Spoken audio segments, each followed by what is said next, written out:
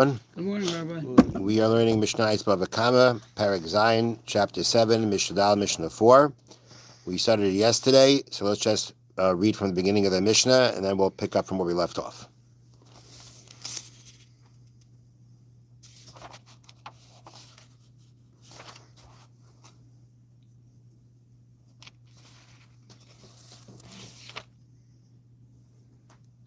No.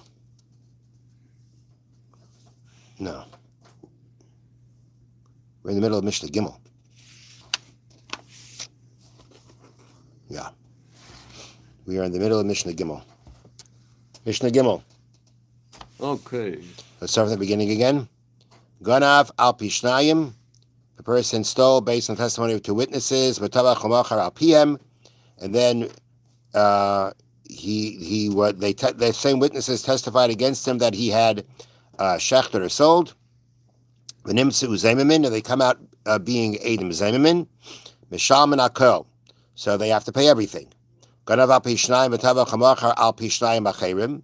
If there was testimony for that he stole from one set of witnesses, and that he shechted or that he sold based on the testimony of other witnesses, elu ve'elu nimtzu zaymimin, in a case where both of them were found zaymimin,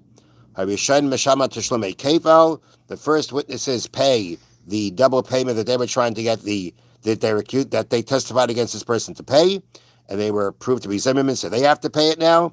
And the second ones will pay the payment of three, meaning three more, two more, depending on if it was an ox or it was a lamb. Okay, so that's what we're up to now. Nimtzu achreinim zaymimin. Let's say the case is that the first set of witnesses was not established as zaymimin, only the second ones were. That's where nimtzu achreinim zaymimin. If only the second witnesses, meaning the witnesses to the slaughtering or to the selling, they were the ones that were established as zaymimin. The first witnesses that said he stole, nothing happened to them. They're still good. It was the second witnesses to the slaughtering or to the selling, they became the eidim zaymimin. So what happens at the end? Hu mishlam teshlumei chefal. The ganav pays kefal because there are still witnesses that he stole. Vehein mishlam teshlumei shleisha. And then the witnesses are going to have to pay the payment of three. The second pair of witnesses, they were trying to get him to pay three more than the kefal, or two more than the kefal. They were established as zaymimin, and therefore they're going to pay three. Since the first set of witnesses is still around, they weren't established as zaymimin. He has to pay kefal. We have it still established he's a ganav, and he's a thief. But the second witnesses that he slaughtered it or that he sold it, they were made zaymimin, and therefore they have to pay that extra payment they're trying to get him to pay, and they pay it to him. Now, echad min achareinim zaymim. Let's say, again, we're only talking about the second witnesses, meaning the witnesses to the slaughtering or to the selling, and only one of them was established as a zomim. That means of those two witnesses who, again, testified that he slaughtered or he sold it, one of them was made an eid zaymim. Two witnesses came and said about one of them, how could you testify? You were with us. So he was made an eid zaymim, but the other one wasn't. Batla eid. The second testimony is batal. It's nullified. Because once we only have one witness can't do anything for the payment, and therefore there is no second set of witnesses that are left in order to make him have to pay the extra two or three, and therefore he will not do so. Now, what happens though to the witness who became an eid zomim? The one witness that was established as a zomim, what happens to him? Does he have to pay anything? And the answer is no, because the rule is that eidim zaymimin, meaning eidim established as zomimin, as we said. Witnesses come and say, how could you testify? You're with us. And we say they have to pay what they wanted to make that they get what they wanted, they testified against that person. That only applies if both of them become eidim zaymimin. But if only one of them becomes eidim zaymimin, then okay, he's established as a false witness. If there's only, that's going to now nullify the second pair of witnesses. However, there is not going to be any law of zaymimin in the sense that he has to pay, because you only get what you try to do to the other person if both witnesses become zaymimin. Okay. Next, Echa min harishayim zoymim. What if the case is something a different case? We're going to go back to the first witnesses, the witnesses to the stealing. And in that case, only one of them was established as an Eid Zomim. So then what happens then? Batla kol ha'edus. All the testimony now becomes nullified. All the testimony falls apart. The testimony of the stealing, the testimony about the slaughtering and the selling, it's all gone. Why?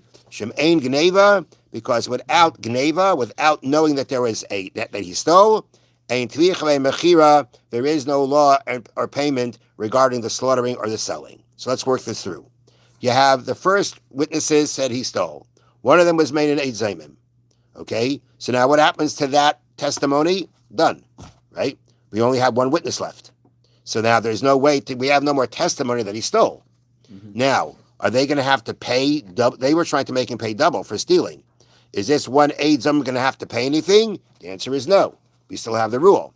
You can't, there's no din of kasha zamim, there's no law that they have to, that what they try to do to that person happens to them unless both of them both witnesses become zomimin. Okay, so the first the first testimony about the stealing is done with.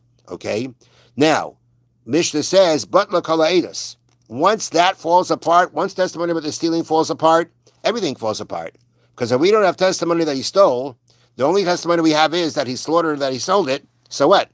He didn't steal it. We don't know that he stole it. There's no testimony that he stole it. He could have bought it from the guy. And therefore, the whole second testimony about the stealing, about the slaughtering or the selling is irrelevant. If it's irrelevant, then that's what it means. It's batal, and it's irrelevant to the point that even if later on they were to be established as zaymamin.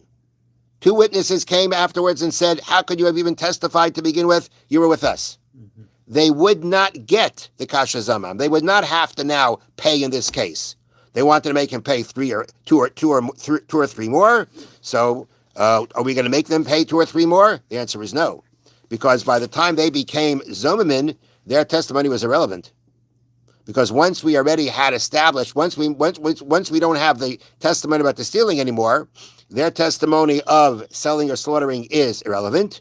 And what's irrelevant? So even if they become Eid Mezaymimin, 2 witnesses come and say you were with us, which means they were false. But nothing's going to happen to them because when they became the Eid Mezaymimin, their testimony was irrelevant. That's what it means. If there's no stealing, there's no slaughtering or selling. Because if there's no stealing, then if he didn't steal it, then slaughtering or selling doesn't say that he did anything wrong. Have a wonderful day. Thank you. Thank you.